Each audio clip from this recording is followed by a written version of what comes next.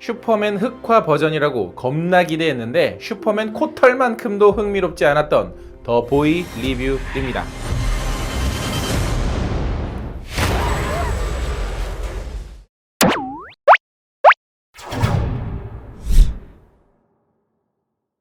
브라이트번이라는 동네에 살고 있는 브라이어 부부. 간절히 아이를 갖고 싶어하던 그들의 앞에 우주선 하나가 추락합니다. 그 안에는 갓난아기가 들어있는데요. 브랜든이라는 이름을 갖고 어느덧 12살 소년이 된 그는 잠재되어 있던 초능력을 하나씩 발현하기 시작합니다. 정의로운 주인공이었다면 이 능력을 인류를 구하는 데 썼겠지만 그는 태생 자체가 악이었는데요. 살인 본능을 깨워가는 어린아이의 광기를 그린 호러 슬래셔 영화입니다. Whatever you've done, I know there is good.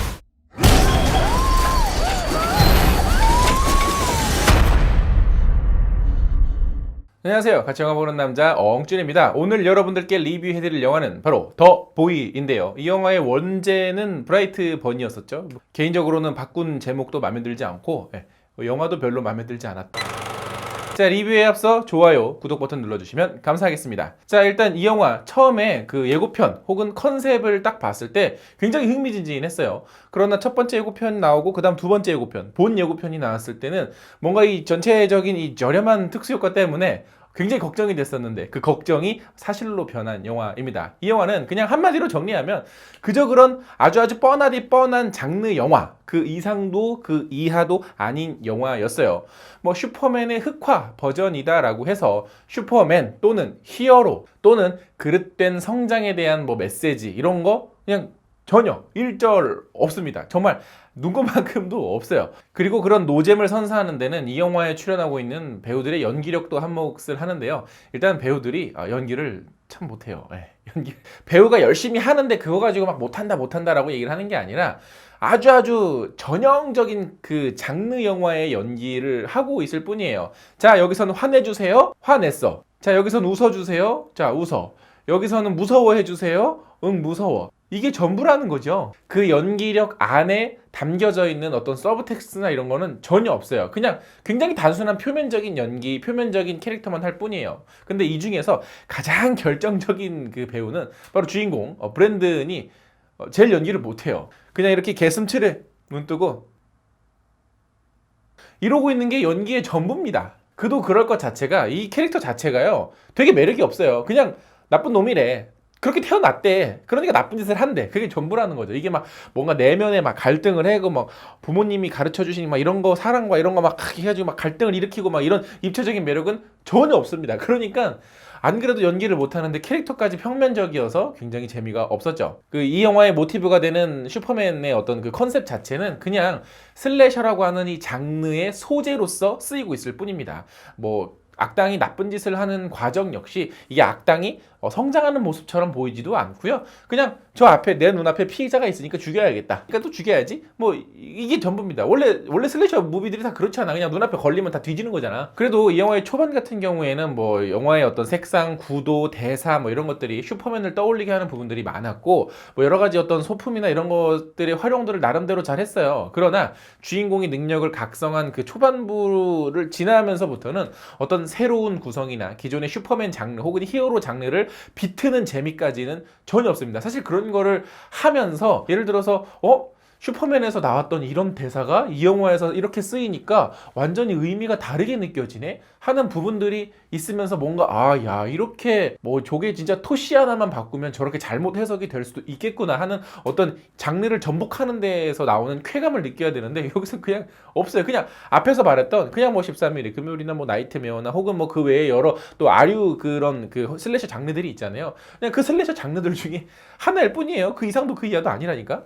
자, 그러나 이렇게 제가 이렇게 떠들기는 했습니다만은 뭐 이러니 저러니 해도요. 뭐 장르 영화로서의 기본기는 갖췄어요. 뭐 되게 못 만들고 되게 허접하고 이게 아니라 그냥 집에서 심심풀이로 볼 만한 그 정도 수준으로 딱 괜찮은 정말 말 그대로 DVD용 영화 정도의 수준이었습니다. 이런 영화들 사실 그 부천영화제 가면 세고 셌어요. 부천영화제 이제 여름 좀 있으면 이제 하잖아요. 그런데 가면 처음에 이렇게 책자 같은 데서 보고 이게 줄거리만 보면 이거 컨셉 괜찮은데 야 이거 좀 재밌겠다. 와 이거 되게 흥미진진할 것 같은데 해서 막상 딱 영화를 보면 어떤 표현되는 수준이나 뭐 연출이나 각본 이런 게 그냥 뭐 신선한 거라고 눈꼽만큼도 없네. 그냥 장르 영화였네. 하는 영화들이 되게 많거든요. 부천 영화제 가면. 그냥 그 정도의 영화였어요. 예. 그래서 이 영화는 이 영화만의 매력으로 더 내세울 만한 장점 같은 것은 없었습니다.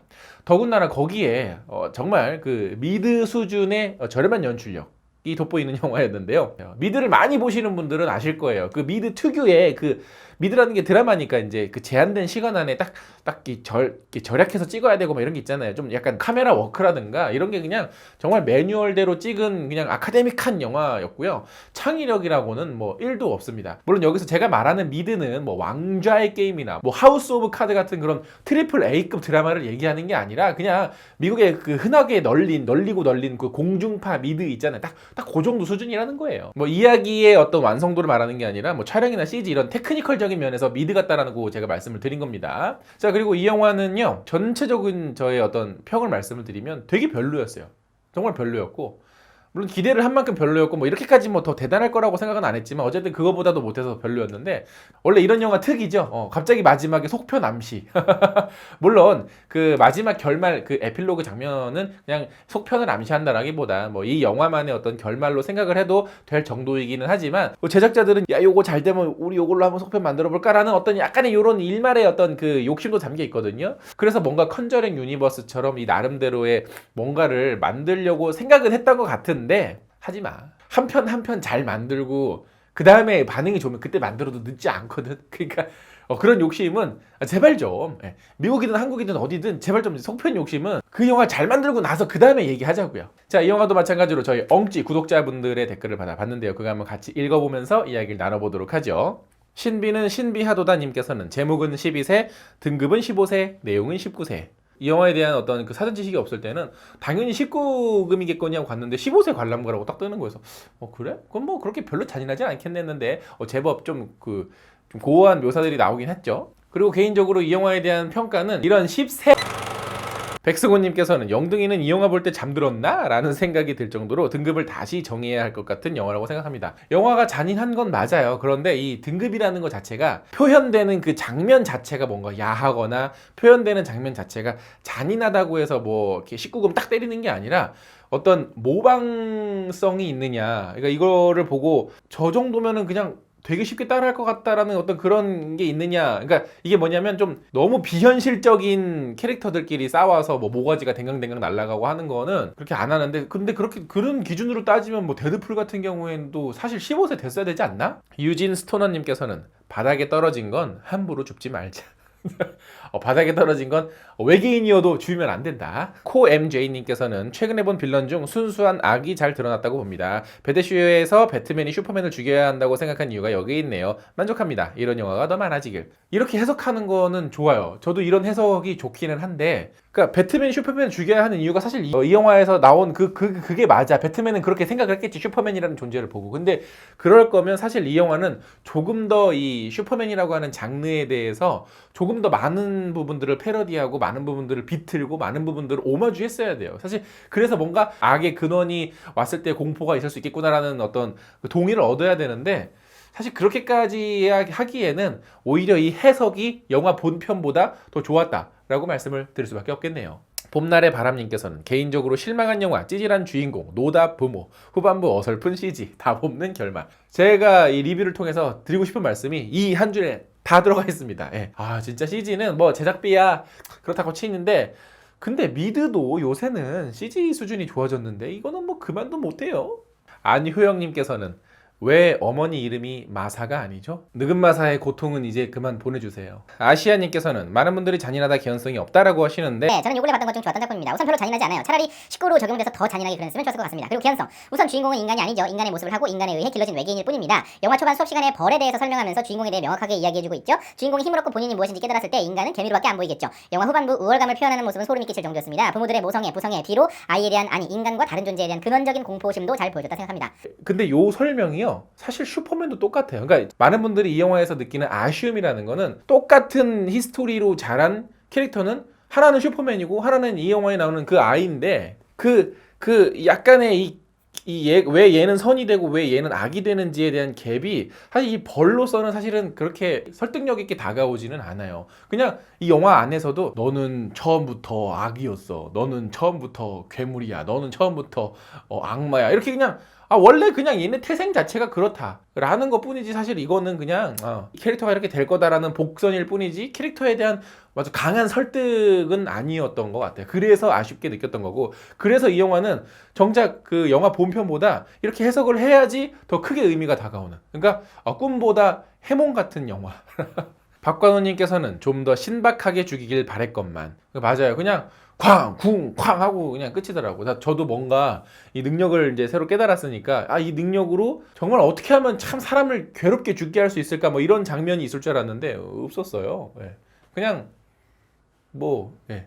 범구레님께서는 여자친구랑 보러 가려고 하는데 정말 15세 이용가를 넘는 고어함인가요? 고어하다기보단 잔인한 장면이 이렇게 툭툭 튀어나와요. 그런데 여자친구랑 보러 가시려면 알라딘을 추천드립니다. 킹 플로렌스님께서는 근데 영화 볼 때 하필이면 옆자리에 초중딩 수준의 남자애가 2명이 앉아서 자꾸 무서운 거나 잔인한 거 나오면 안 무서운 척 엄청 해대서 시끄러워서 영화에 집중을 못해 짜증난 일이. 진짜 공포영화는 전부 19세로 만들어서 어린애들 좀 못 보게 했으면 좋겠네요 라고 하셨는데 저도 예전에 컨저링 1편 볼 때 그랬어요. 앞자리에 이렇게 중학생인지 고등학생인지 4명이 앉아가지고 무서운 장면 나오려고 막 이러고 막 되게 시끄럽게. 저도 예전에 살던 동네에서는 애들 영화든 뭐 12세 영화든 뭐 어떤 영화든 2030관이라고 해가지고 픽사 애니메이션 같은 영화도 어른들만 와서 볼 수 있는 그런 상영관이 따로 있었는데 요런 거 도입이 시급합니다. 함콩님께서는 크로니클 정도를 기대했는데 결과는 키읔 였습니다. 저도 뭐 그렇게까지 사실 기대는 한 건 아니었어요. 사실 요 정도 영화, 요 정도 버젯의 영화는 그렇게 뭔가 대단한 영화들이 사실 많이 나오지는 않거든요. 우리가 너무 큰 기대를 해서 그런가 몰라도 제법 나쁘지는 않은 정도의 그냥 장르 영화예요. 그냥 이런 장르 영화들 뭐 세고 셌으니까. 테리님께서는 개인적으로는 그냥 괜찮은 영화였던 것 같습니다. 다만 이 영화의 제작비가 겨우 700만 불이라는 건 진짜 놀라운 것 같네요. 사실 이 정도의 제작비면은 이제 한국 영화의 평균 제작비 수준이죠. 근데 한국 영화의 평균 제작비면 솔직하게 말씀드려서 이거보다는 좀 더 잘 만들 수 있지 않을까. 물론 감독이 누가 될지에 따라서 달라지겠지만 AAAA님께서는 중2병 걸린 슈퍼맨 흑염룡이 진짜 튀어나와 버림. 내 안에 흑염룡이. 이수명님께서는 What If 시리즈물의 시작. 그러니까 히어로 장르가 범람하고 있다 보니까 What If 이게 원래 그 마블이나 이런 데서도 그 만들어지는 그 외전격의 그 만화들인데 그런 컨셉으로서는 나쁘지는 않았어요. 그냥 뭐 시도는 괜찮았다. 자, 이렇게 많은 분들이 이 영화에 만족하신 분들도 분명히 계시고요. 저처럼 되게 실망하신 분들도 많으신 것 같습니다. 그러나 다시 한번 말씀드리면 저는 되게 재미없게 봤고 되게 실망한 영화임에는 분명하지만 사실 이런 장르 영화들은요 되게 많아요. 그리고 그냥 그 장르 영화에서 만족하는 관객들도 굉장히 많으시거든요. 이쪽 장르를 좋아하시는 분들은. 그러니까 뭐 나는 재밌게 봤는데 너는 뭐 재미없다. 이거 멍준 이거 되게 디스했는데 너는 이거가 뭐 그렇게 하실 필요는 없습니다. 뭐 영화의 재미라는 건 각자의 기준에 따르는 거니까.